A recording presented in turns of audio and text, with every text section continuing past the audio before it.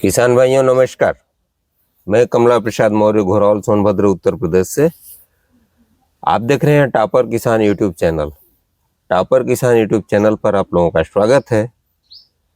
और आज हम अपने ज़िले के पांडे पोखर गांव में आए हुए हैं। यहाँ पर रमाशंकर भैया के पास आया हुआ हूँ। ये मटर की खेती भी अच्छी करते हैं। तो सब्जी मटर की खेती कैसे करें जिससे किसान को अच्छी सफलता मिल सके, क्योंकि ये कई सालों से सब्जी मटर की खेती करते हैं और लगभग सफल रहते हैं। तो सब्जी मटर की खेती के सभी तौर तरीके मैं इनसे जानूंगा, जानकारी पहुंचाने का प्रयास करता हूं। तो सबसे पहले इस एपिसोड में रमाशंकर भैया आपका बहुत बहुत स्वागत है हमारे टॉपर किसान यूट्यूब चैनल पर। और हमारे किसान भाइयों के तरफ से भी आपका बहुत बहुत स्वागत है। और आज मैं आपसे जानूंगा कि मटर की खेती कैसे करें, लेकिन सबसे पहले अपना परिचय दीजिए, उसके बाद फिर बात करते हैं। किसान भाइयों नमस्कार। मैं रमाशंकर मौर्य, ग्राम पांडे पोखर, ब्लॉक कर्मा, जिला सोनभद्र उत्तर प्रदेश का निवासी हूँ। मटर की खेती विगत कई वर्षों से कर रहा हूँ जी। तो मटर की खेती में देखिए दो प्रकार की मटर होती है जी। एक अगेती मटर और एक पछेती मध्यम मटर। जी। जैसे एक हम लोग 10 दाने की मटर बोते हैं और एक होती है कि उसमें 4 ही 5 दाना होता है। अच्छा। जैसे P3 वगैरह है, अर्किल है और 10 दाने वाली जिसे जिस्टेन है, न्यूटेक का है, जो चाइना के नाम से हम लोग जानते हैं। जी। तो दोनों की प्रोसेसिंग अलग अलग होती है। अच्छा अच्छा। तो जो अगेती मटर है वो 60-65 दिन की अवधि की फसल है। जी। और जो ये मध्यम और पछेती है 10 दाने वाली, ये तकरीबन 100-110 दिन लेती है। अच्छा। पूरी फसल तैयार होने में। तो जो अक्टूबर प्रथम बोई जाती है वो हमारे सोनभद्र जिले में अक्टूबर प्रथम से ही मटर की बुआई शुरू हो जाती है। तो प्रथम अक्टूबर में जो बोई जाती है, प्रथम सप्ताह में वो अगेती मटर होती है। अर्किल वगैरह, अर्किल, अगेता 6 अथवा तमाम प्रकार की नामें हैं। जी। तो उसकी खेती हम लोग करते हैं। जो उचास जमीन होता है, पलिहर होता है, उसमें की जाती है। और जो 10 दाने की मटर होती है, जिसे जिस्टेन वगैरह, न्यूटेक वगैरह, जिसे कुछ लोग चाइना मटर बोते हैं, तो ये मटर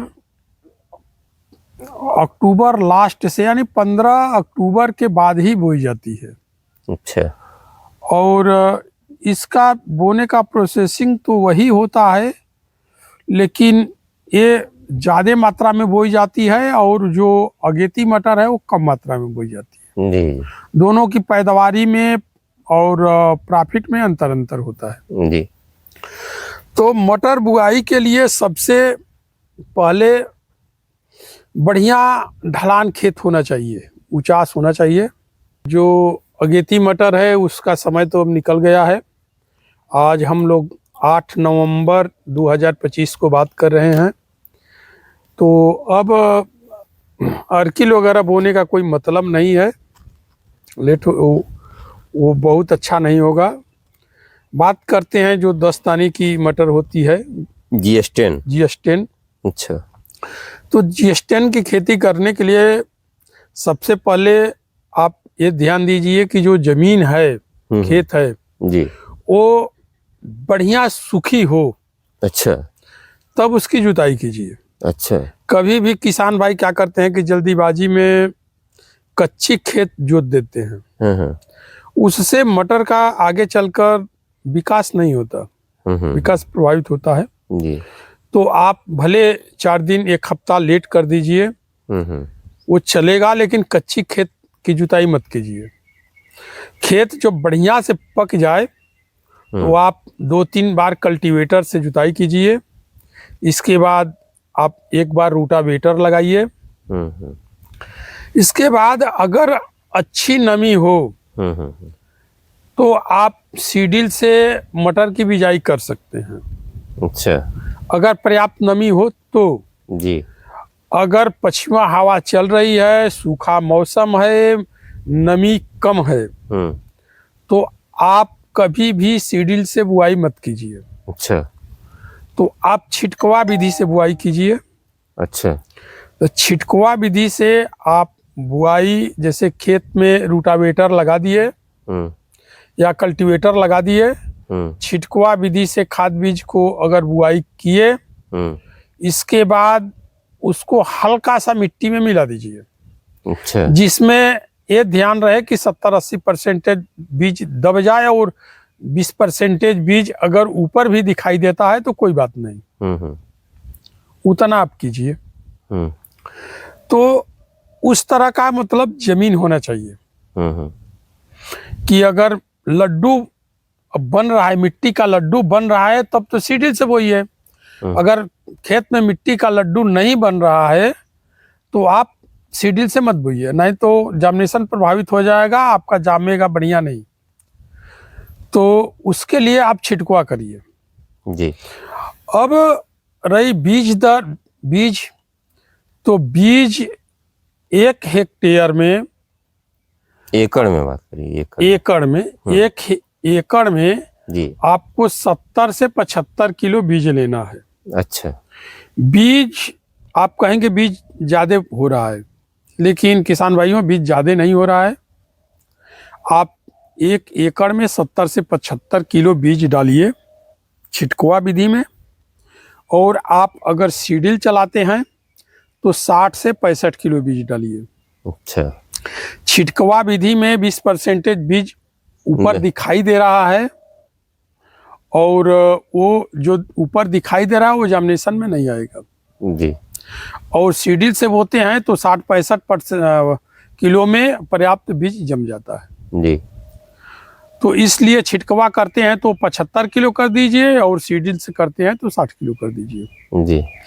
इसके बाद बीज का उपचारित बहुत जरूरी है। घर का अगर बीज बनाए हैं तो उसको थीरम से उपचारित कीजिए। अगर आपके पास थीरम नहीं मिलता है जी तो आप जो यूपीएल का साफ है आता है, कार्बेंडाजिम मैंकोजेब जी, इसको आप 1 लीटर पानी में 5 ग्राम के दर से जी मिलाइए। जैसे आप 5 ग्राम मिला सकते हैं, 10 ग्राम भी मिला सकते हैं, उसमें घोल लीजिए 1 लीटर पानी में जी। और जो 60-70 किलो बीज है उसको फर्श पर या कोई पॉलीथीन पर बिछा लीजिए जी, और उस पर वो दवा है उसको छिड़क दीजिए घोल कर। अथवा आप घोलना नहीं चाहते तो पहले पानी छिड़क कर बीज को नम कर लीजिए, इसके बाद दवा को छिड़क कर और हाथ से मिला दीजिए बढ़िया। अगर आपके पास दस्ताना है तो दस्ताना लगा लीजिए, अगर दस्ताना नहीं है तो भी खुले हाथ से भी मिला सकते हैं। अच्छा। उसको बढ़िया से रगड़ कर मिला लीजिए कि हर एक दाने पर जो दवा है वो चिपक जाए जी। इसके बाद उसको छाया में रख दीजिए। जब उसको 3-4 घंटे छाया में रख देते हैं तो वो पानी सूख जाता है। अच्छा अच्छा। इसके बाद आप चाहे सीडिल से करिए अथवा जो छिटकवा करिए, लेकिन शोधन करना बहुत जरूरी है। अगर शोधन नहीं करते हैं तो फफूंद लगने की डर रहती है, तो शोधन करते हैं तो जो फफूंद लगने की चांस होती है वो कम हो जाती है जी। इसके बाद जब बुआई करते हैं तो जो सीडिल से बुआई करते हैं तो उसमें कोई बात नहीं है, आप बुआई कर दीजिए। जो खाद वगैरह है वो मान चलिए कि 1 बोरी डीएपी देकर और उसको बुआई कर दीजिए जी। अगर आपको पोटास या यूरिया देना है तो आप जब अंतिम जुताई कर रहे हैं, जी। इसको आप बेसल के रूप में छिड़क सकते हैं। अच्छा। आप कभी भी सीड्रिल में यूरिया या पोटाश मत डालिएगा, जी जी। नहीं तो वो सीड्रिल चल नहीं पाएगा, जाम हो जाएगा। जी।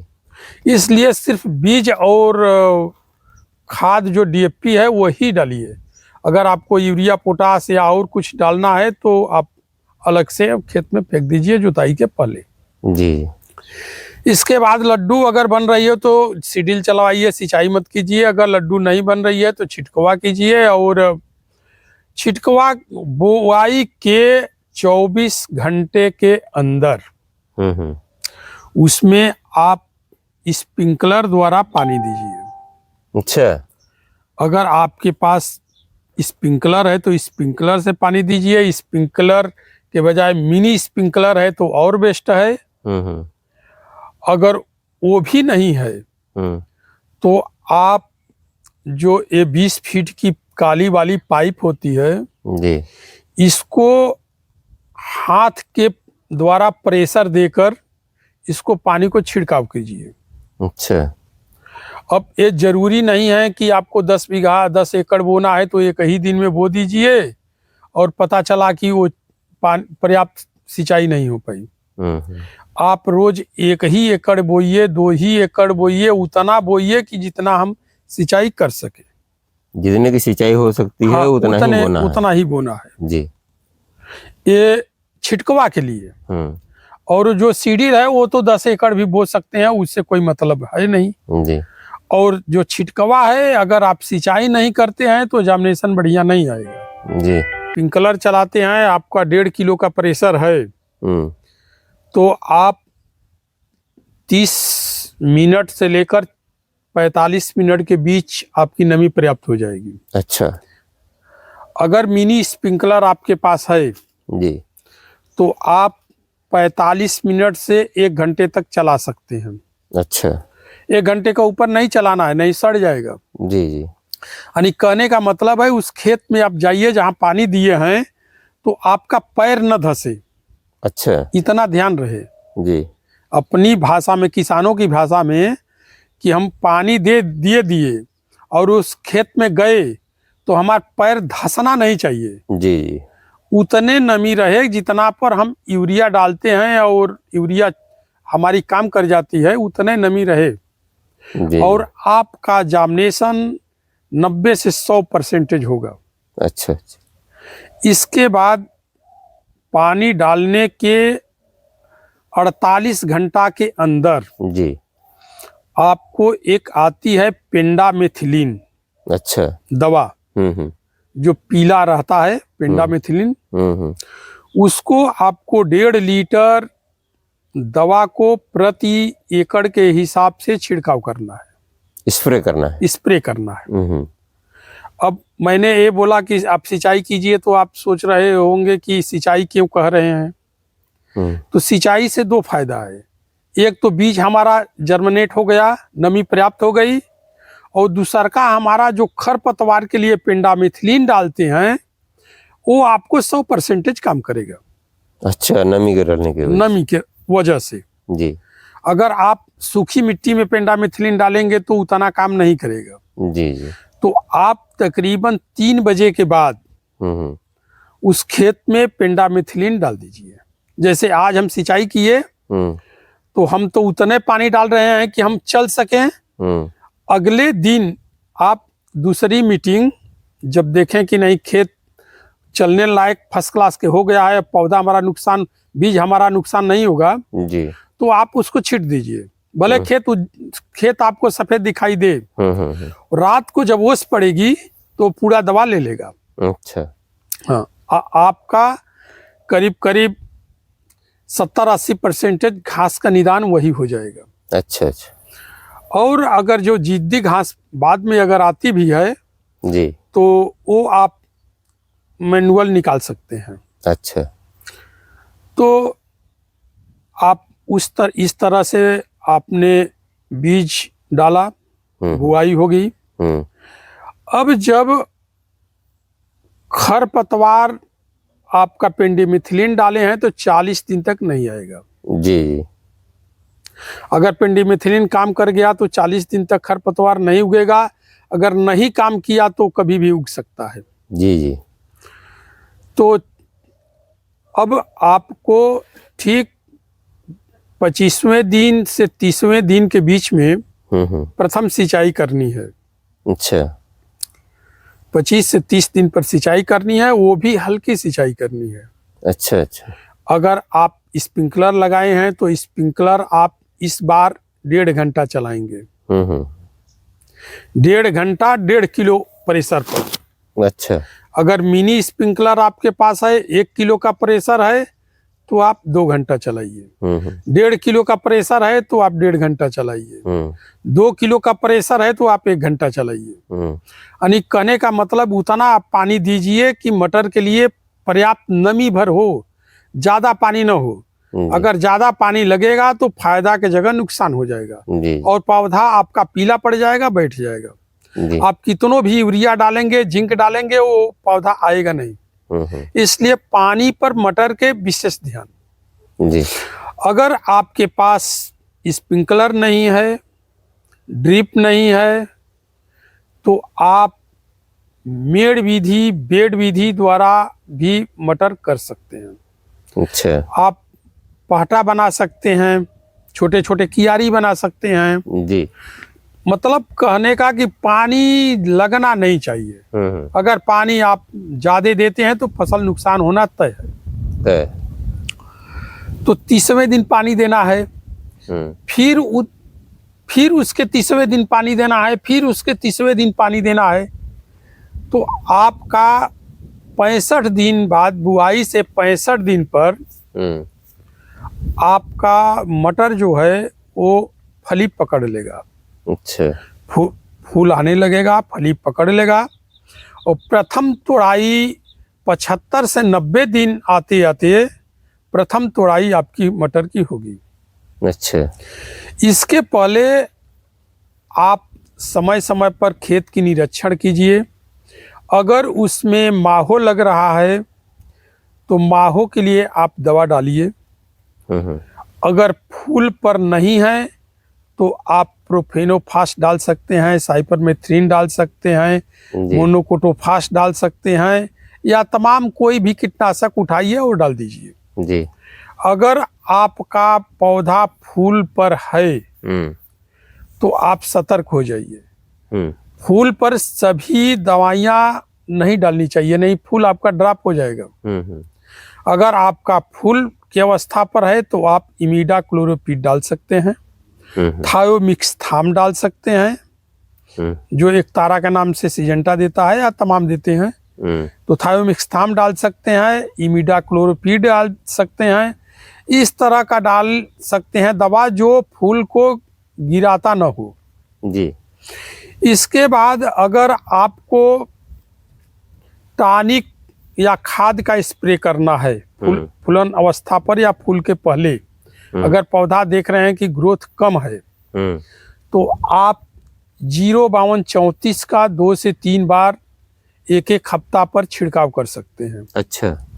तो 05234 आप 75 से 100 ग्राम प्रति पंप, 15 लीटर की जो टंकी है, जी। प्रति पंप 75 से 100 ग्राम आप मिला लीजिए 05234, और उसी में 20 से 25 ग्राम बोरान मिला दीजिए। अच्छा। क्योंकि बोरान फूलों के लिए सबसे बेस्ट है। अच्छा, फूल जब लग रहे हो तो उनकी फूल लग रही हो तो बोरान की बहुत, फूल से फल की परागण बनाने में बोरान की बहुत अहम भूमिका होती है। और फूल आपका बोरान के कमी अगर नहीं रहेगी तो फूल आपका ड्रॉप नहीं होगा। जी। तो बोरान अगर देते हैं तो फली अच्छी आती है, सुडौल आती है, बढ़िया आती है। तो आप 25 ग्राम बोरान और 75 से 100 ग्राम 05234 को मिलाकर एक हफ्ता पर 2-3 छिड़काव कर दीजिए। जी। अगर आप देख रहे हैं कि कोहरा या बादल के मौसम आ रहा है या बरसात होने की आशंका है, तो प्रत्येक हफ्ते आपको फंगिसाइड देना पड़ेगा। अच्छा अच्छा। अगर फंगिसाइड नहीं देते हैं तो हो सकता है कि बरसात हो जाएगा तो आपका फसल नुकसान हो जाएगा। जी जी। तो अगर नॉर्मल फंगिसाइड देते हैं जैसे मैनकोजेब या और कार्बेंडाजिम वगैरह या और सस्ती अगर फंगिसाइड देते हैं तो आप एक हफ्ता पर एक बार डालिए। अगर महंगी फंगिसाइड देते हैं नटियो, अमिस्टार टॉप, कार्बियो टॉप, ऐसे अगर डालते हैं तो आप 15 दिन पर एक बार स्प्रे कर दीजिए अच्छा फंगिसाइड का। तो आपका 90 दिन पर फसल तुड़ाई के लिए परफेक्ट तैयार हो जाएगी। अच्छा। पहली तुड़ाई आप 90 दिन पर करिए और दूसरी तुड़ाई आप 110 दिन 5 दिन पर करिए। अच्छा। और तीसरी तुड़ाई अगर जो बचा है कुछ तो 120वें दिन आपका फसल समाप्त हो जाएगी। अच्छा अच्छा। ये हम लोगों का प्रोसेसिंग होता है कि 90, 110 और 120। 120 दिन 3 बार में जो ये मटर होती है GS10 की उसकी तोड़ाई 3 बार होती है। 3 बार में तोड़ाई समाप्त हो जाती है।